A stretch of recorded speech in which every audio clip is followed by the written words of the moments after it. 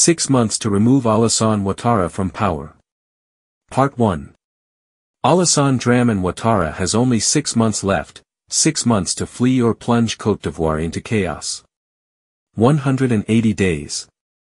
A relentless countdown for a man cornered by his own illusions, rejected by his people, abandoned by his patrons, and encircled by a regional dynamic that no longer wants him. As the peoples of Africa awaken and rise to reclaim their sovereignty, he clings to power, obsessed with an authority he has already lost, both morally and symbolically.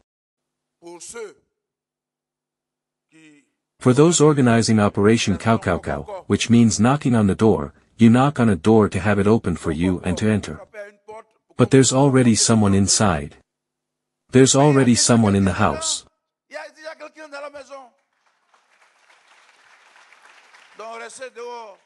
So stay outside. Stay outside. You had the opportunity to do things, but you did nothing. Let Ouattara work. We are with him. But what the tyrant Ouattara has yet to grasp is that the wind of history is blowing against him. And nothing, neither his schemes nor his mercenaries, will stop it. The Ivorian political scene of 2025 is a graveyard for Alassane Ouattara's presidential ambitions.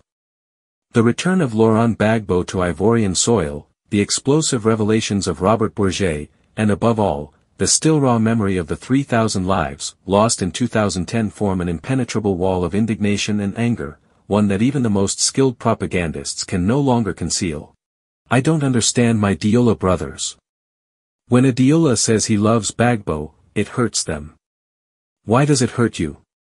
Aren't there any Bousmanis, that is, Christians, who support Alassane Ouattara? There are Bousmanis who support Alassane Ouattara. There are Diola who support Gbagbo. If there are some Diola who support Gbagbo today, whose fault is it?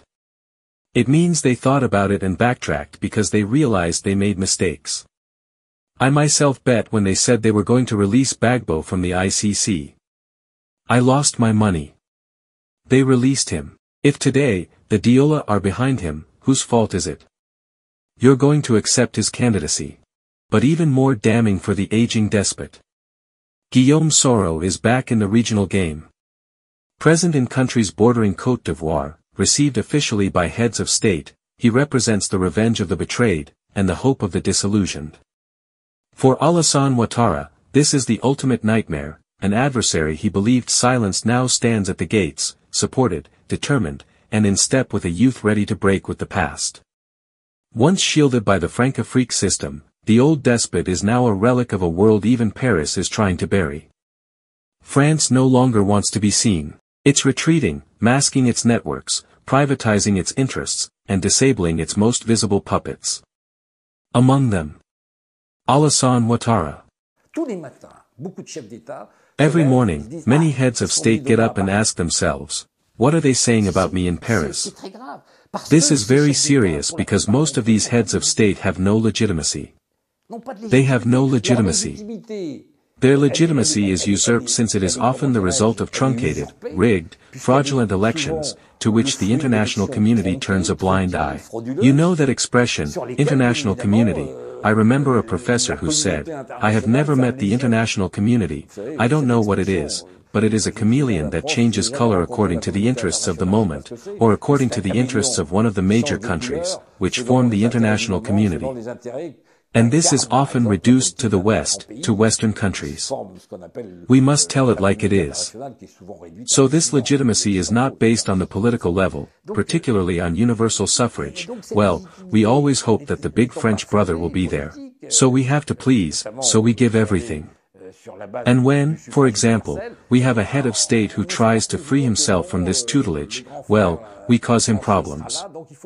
We are truly in a kind of, the expression is a bit strong, political cinema.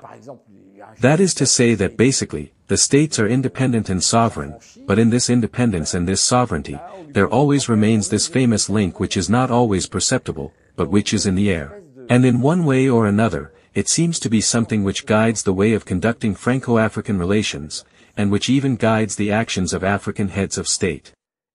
I assure you, and that is from the inside. End of the first part. Yapi does not lie. Find Chris Yapi on his 2 YouTube channels, his Rumble channel, his TikTok, X, Instagram, VK and Threads accounts.